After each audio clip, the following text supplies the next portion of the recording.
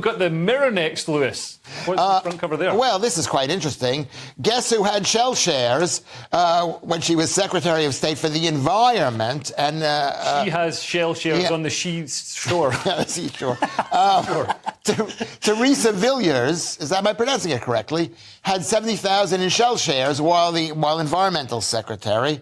And she was the Secretary for Environment, Food and Rural Affairs from July 2019. So would she have had some influence over policy that could have helped or hindered Shell? Yes, she did. And she was actually, the European Union came to her and discussed things. And I mean, what do you expect? It's the Tories. If they don't have stock and stuff. Yeah, but on the other hand, Paul, the threshold for owning shares and having to declare them is £50,000. So she went over it by accident because she invests in a fund. It's managed by somebody else, so she doesn't know what he's buying, what he's selling, and the amount. I guess Shell had a good year or whatever, so it rose over the £50,000 threshold. It doesn't seem like the crime of the century. No, it doesn't really. I know it's easy to have a pop at the Tories because they're going to have these things, but at the end of the day, I think moderately intelligent people have shares in companies like Shell because companies like Shell do very... You've got shares. You just call me moderately intelligent. Sorry.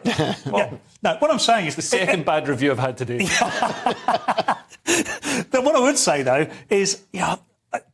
it's kind of not entirely related to this story, but she apologised, right? She apologised, and it drives me mad. What we need to have is like a national apology day, and everybody just apologises for their sins on that day, and for the rest of the year we can just move on. Because I don't think there's much to apologise for. Instead of a Pride Month, we have a shame. Well, we can have an apology month if you like, but it's just perpetual apology. That's the Jewish Yom Kippur. The Jews have a holiday for that. They have one day a year where they said, what I've done wrong.